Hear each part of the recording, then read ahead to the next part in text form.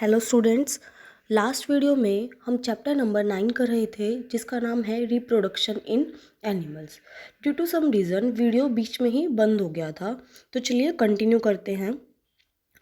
हमने पढ़ लिया था कि फर्टिलाइजेशन क्या होता है। जब मेल और फीमेल गैमेट्स आपस में फ्यूज़ होते हैं तो उस प्रोसेस को हम बोलते हैं फर्टिलाइजेशन। तो फर्टिलाइजेशन दो तरह की है, इंटरनल फर्टिलाइजेशन और एक्सटर्नल फर्टिलाइजेशन। हमने इंटरनल फर्टिलाइजेशन के बारे में पढ़ लिया था कि जब फर्टिलाइजेशन फीमेल बॉडी की इनसाइड होती है तो हम उसको बोलते हैं इंटरनल फर्टिलाइजेशन। इसके एग्जांपल्स थे humans, cows, dogs, hens etcetera. Second type की फर्टिलाइजेशन है एक्सटर्नल फर्टिलाइजेशन। एक्सटर्नल फर्टिलाइजेशन वो होती है जिसमें फर्टिलाइजेशन फीमेल बॉडी की इनसाइड नहीं होती, बाहर होती है। तो चलिए स्टार्ट करते हैं। During spring or rainy season, frogs and toads move to ponds and slow flowing streams. बारिश के दिनों में जो छोटे aquatic animals हैं वो ponds में, छोटे तालाब में या फिर बहते हुए पानी में चले जाते हैं. When the male and female come together in water, the female lays hundreds of eggs. जब मेल और फीमेल पानी में इकट्ठे एक साथ जाते हैं तो जो फीमेल है वो एक साथ 100 ऑफ एग्स को ले करती है. Unlike hens eggs, frog egg is not covered by a shell. जैसे कि हैन एग में तो एक कवरिंग होती है, जो इसके बिल्कुल अपोजिट फ्रॉग एग में कोई भी कवरिंग नहीं होती, कोई भी शेल से कवर नहीं होता. And it is comparatively very delicate, और ये उसके मुकाबले बहुत ही डेलिकेट यानी कि बहुत ही सॉफ्ट होता है. A layer of jelly holds the egg together and provide protection to the eggs. एक जेली की लेयर उन सभी एग्स को एक साथ जोड़कर रखती है और साथ ही साथ एग्स को प्रोटेक्शन प्रोवाइड करती है. As the eggs are laid, the male deposits sperms over them. जैसे ही एग ले होते हैं तो जो मेल है वो उनके ऊपर स्पर्म्स को डिपॉजिट कर देते हैं. Each sperm swim randomly in water with the help of its long tail. Her sperm water में randomly move करता रहता है अपनी long tail की मदद से. The sperms comes in contact with the egg. Sperms फिर contact में आ जाते हैं eggs के साथ. This results in fertilization, और इससे fertilization हो जाती है. This type of fertilization, in which the fusion of a male and a female gamete takes place outside the body of female, is called external fertilization. यहाँ से लेके यहाँ तक आपको इसकी डेफिनेशन लर्न करनी है. वो फर्टिलाइजेशन जिसमें मेल और फीमेल गैमेट्स फीमेल बॉडी के बाहर फ्यूज होते हैं उसको हम बोलते हैं external fertilization. It is very common in aquatic animals such as fish, starfish etcetera. इस तरह की फर्टिलाइजेशन जो aquatic एनिमल्स है, जो पानी में रहते हैं, उनमें बहुत ही कॉमन है. पानी में रहने वाले जितने भी जानवर हैं, जितने भी एनिमल्स हैं, फिश है, स्टार फिश है, फ्रॉग है, वो सभी इसी फर्टिलाइजेशन के द्वारा रिप्रोडक्शन करते हैं. आगे चलिए. Development of embryo. Fertilization results in the formation of zygote which begins to develop into an embryo. Fertilization से जाइगोट बनता है, हमको पता है, और जाइगोट धीरे धीरे डेवलप होकर किस में कन्वर्ट हो जाता है, एम्ब्रियो में. The zygote divides repeatedly to give rise to a ball of cell. जो जाइगोट है वो कंटिन्यूसली रिपीटली डिवाइड होता रहता है और एक बोल बन जाती है सेल्स की. The cells then begin to form groups and develops into different tissues and organs of the body. जो सेल है वो ग्रुप बनाना शुरू कर देते हैं और अलग अलग टिश्यूज और अलग अलग ऑर्गन्स बनाते हैं बॉडी के. This developing structure is termed as embryo. जो ये बढ़ता हुआ स्ट्रक्चर है इसको हम एम्ब्रियो बोलते हैं. The embryo gets embedded in the wall of the uterus for further development. जो एम्ब्रियो है वो जो मदर के अंदर यूटेरस की वॉल है उसके ऊपर एम्बेडेड यानी कि चिपक जाता है अपनी आगे की डेवलपमेंट के लिए. डायग्राम में देखिए 9.8 में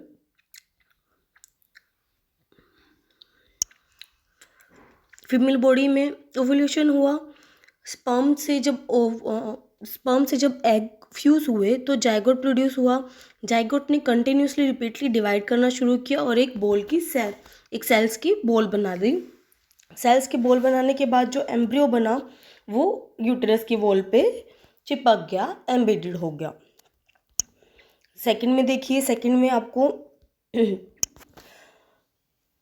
क्या दिया हुआ है, सेल्स की एक बॉल दिखा रखी है जो कि जाइगोट है। थर्ड डायग्राम में देखिए आपको क्या दिखाया हुआ है, जो एम्ब्रियो है वो यूट्रस की वॉल पे एम्बेडेड है जहाँ पे वो डेवलप होता है। तो चलिए आगे देखिए, the embryo continues to develop in the uterus. Uterus के अंदर एम्ब्रियो कंटिन्यूसली बड़ा होता रहता है। It gradually develops body part such as hands, legs, head, eyes, ears etcetera. धीरे धीरे इस एम्ब्रियो के हाथ, पैर, सिर, आँख, नाक ये सब बड़ा होता रहता है। The stage of the embryo in which all the body parts can be identify is called as foetus. Embryo की वो स्टेज जहाँ उसके सारे बॉडी पार्ट्स को हम आइडेंटिफाई कर सके, डिस्टिंग्विश कर सके, उसको हम क्या बोलते हैं, फीटस। तो यहाँ से स्टूडेंट्स आपको फीटस की डेफिनेशन मिल गई कि वो स्टेज जब एम्ब्रियो कंप्लीट एक ह्यूमन बॉडी की तरह दिखने लग जाता है तो उसको हम बोलते हैं foetus. When the development of the fetus is complete, the mother give birth to the baby. जब fetus की development complete हो जाती है तो mother baby को birth देती है। Internal fertilization also takes place in hens also. But do hens give birth to babies like human beings and cows? ये कह रहा है कि hens के अंदर भी internal fertilization होती है, पर क्या hens भी मनुष्य या फिर गायों की तरह अपने यंग वंस को बर्थ देते हैं? हम सबको पता है नहीं। तो जो मुर्गी के बच्चे हैं वो कैसे पैदा होते हैं? Soon after fertilization the zygote divides repeatedly and travels down the oviduct. जैसे ही फर्टिलाइजेशन होता है जाइगोट लगातार टूटता रहता है, डिवाइड होता रहता है और ओविडक्ट के जरिए नीचे की तरफ जाता रहता है। As it travels down, many protective layers are formed around it. जैसे जैसे वो नीचे की तरफ जाता है उसके ऊपर बहुत सारी प्रोटेक्टिव लेयर्स बनती रहती है। The hard shell that you see in a hen's egg is one such protective layer. Egg के ऊपर जो आपको एक प्रोटेक्टिव लेयर दिखाई देती है वो एक वही शेल है। After the hard shell is formed around the developing embryo the hen finally lays the egg. जब ये हार्ड शेल बन जाती है डेवलपिंग एम्ब्रियो के ऊपर तो जो मुर्गी है वो अपना अंडा दे देती है। The embryo takes about 3 weeks to develop into a chick. Embryo को 3 हफ्ते लगते हैं चिक बनने में, यानी कि मुर्गी का बच्चा बनने में। You must have seen the hen sitting on the eggs to provide sufficient warmth. आपने देखा होगा कि एक मुर्गी अपने अंडों के ऊपर बैठी रहती है उसको गर्मी देने के लिए। Did you know that the development of the chick take place inside the egg shell during this period? इस पीरियड के दौरान जो चिक है उसकी डेवलपमेंट हो रही होती है एग के अंदर, और जब डेवलपमेंट कंप्लीट हो जाती है तो वो अंडे के शेल को ब्रेक करके बाहर आ जाता है। In animals which undergo external fertilization development of the embryo takes place outside the female body. उन एनिमल्स के अंदर जिसके अंदर एक्सटर्नल फर्टिलाइजेशन होती है उनके अंदर एम्ब्रियो का जो डेवलपमेंट है वो फीमेल बॉडी के बाहर होता है। The embryo continues to grow within their egg coverings. जो एम्ब्रियो है वो अपने एग कवरिंग के अंदर ही ग्रो करते रहते हैं जैसे कि चिक करता है। After the embryo develop the egg hatch. जब एम्ब्रियो पूरा बड़ा हो जाता है तो एग फूट जाता है। You must have seen numerous tadpoles swimming in ponds and streams. आपने बहुत सारे छोटे छोटे अंडे देखे होंगे जो पानी में तैरते रहते हैं। नेक्स्ट टॉपिक है स्टूडेंट्स हमारा विविपोरस एंड ओविपेरस एनिमल्स। 2 तरह के एनिमल्स हैं, विविपोरस और दूसरे oviparous. We have learned that some animals give birth to young ones while some animals lay eggs which later develop into young ones. अभी हमने देखा कि कुछ एनिमल्स डायरेक्ट यंग वंस को बर्थ देते हैं, जन्म देते हैं, और कुछ अंडे देते हैं और वो अंडे बाद में डेवलप होके यंग वंस बन जाते हैं। The animals which give birth to young ones are called viviparous animals. वो एनिमल्स जो डायरेक्ट ह्यूमन बींग्स हो गए जैसे काऊ होगी जो डायरेक्ट यंग वंस को बर्थ देते हैं उनको हम कहते हैं viviparous animals. Those animals which lay egg are oviparous animals. Oviparous animals कौन से होते हैं? जो अंडे देते हैं और अंडे के अंदर डेवलपमेंट बाद में होती है, उनको हम बोलते हैं oviparous animals. The following activity will help you understand better and differentiate between viviparous and oviparous animals. Try to observe eggs of the following organisms: frog, lizard, butterfly or moth, hen and crow or any other bird. Where you are able to observe eggs of all of them, make drawings of the eggs that you have observed. ये कह रहा है कि activity 9.2 की मदद से आप ये पता लगा सकते हो कि विविपोरस कौन से और ओविपोरस कौन से हैं। The egg of few animals are easy to observe because their mothers lay them outside their body. कुछ एनिमल्स के एग को ऑब्जर्व करना आसान है क्योंकि जो उनकी मदर है वो एग बाहर निकाल देती है अपनी बॉडी से. This are examples of oviparous animals. ये एग्जाम्पल है हमारे ओविपोरस एनिमल्स के. But you would not be able to collect the eggs of a dog, cow और कैट. पर आप डॉग, काउ और कैट के एग्स को कलेक्ट नहीं कर सकते क्योंकि वो मदर की बॉडी के अंदर ही होता है. The mother give birth to the young ones. This are example of viviparous animals. क्योंकि उसमें मदर डायरेक्ट अपने यंग वंस को बर्थ देती है. तो ये किसके एग्जाम्पल हो गए? विविपोरस एनिमल्स के. तो देखिए दो तरह के एनिमल्स हो गए, विविपोरस और ओविपोरस. विविपोरस जिसमें डायरेक्ट बर्थ होता है जैसे कि human being, cow, dog etcetera. और ओविपोरस जिसमें पहले एग देते हैं और एग के अंदर फिर डेवलपमेंट होती है एम्ब्रियो की, जैसे कि हैन है और हमारे पास फ्रॉग है. ये सारे किसके एग्जाम्पल है? विविपोरस एनिमल्स के. ओविपोरस एनिमल्स के. उसके बाद है can you now give some more examples of viviparous and oviparous animals. क्या आप कुछ और एग्जाम्पल सोच सकते हो? नेक्स्ट टॉपिक देखिए, यंग वंस टू एडल्ट, यानी कि जो छोटे जीव हैं वो बड़े होके एडल्ट तक कैसे उनका चक्कर चलता है. The new individuals which are born or hatched from the eggs continue to grow till they become adults. जो एग से the new individuals which are born or hatched from the eggs, जो बच्चे डायरेक्ट पैदा होते हैं और फिर egg से बनते हैं जैसे कि फ्रॉग है, वो अब कंटिन्यू बड़े होते हैं जब तक कि वो एडल्ट ना बन जाए, मैच्योर ना हो जाए. In some animals the young ones may look very different from the adult. कुछ एनिमल्स में जो यंग वंस है, जो उनके बच्चे हैं, वो बहुत ही अलग दिखते हैं एडल्ट से. Recall the life cycle of silk worm. जो एक सिल्क का कीड़ा होता है उसकी लाइफ साइकिल को याद करो.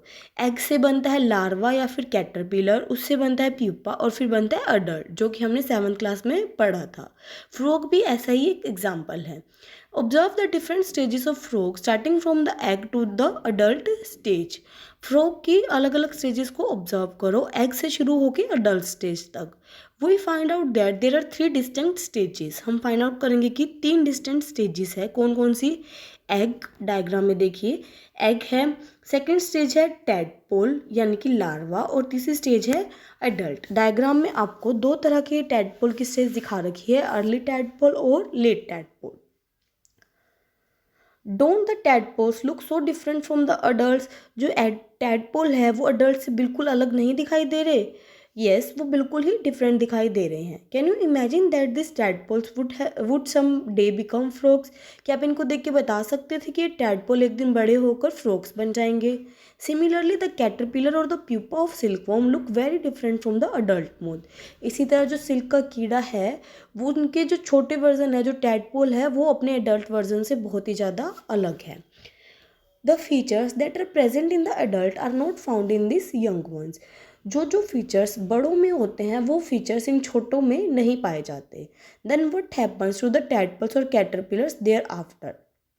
तो इन टैडपोल्स और कैटरपिलर्स का क्या होता है? You must have seen a beautiful moth emerging out of the cocoon. Cocoon आपके पास क्या होता है बच्चों? कुकून एक जाल होता है जिससे कि कीड़ा निकलता है. आपने कुकून में से एक बहुत ही सुंदर से कीड़े को निकलता देखा होगा. In the case of tadpoles they transform into adults capable of jumping and swimming. Tadpole हम बोल रहे हैं मेंढक के बच्चे को. मेंढक के बच्चे में वो धीरे धीरे एडल्ट्स में कन्वर्ट हो जाते हैं, अंडे निकलता है, फिर टैडपोल बनता है और फिर एडल्ट स्विम कर सकता है, जंप कर सकता है. The transformation of the larva into an adult through drastic changes is called metamorphosis. ये डेफिनेशन बहुत इंपॉर्टेंट है, आपको अच्छे से करनी है. लार्वा की अडल्ट में ट्रांसफॉर्मेशन बहुत ही ड्रास्टिक चेंजेस के जरिए क्या कहलाता है?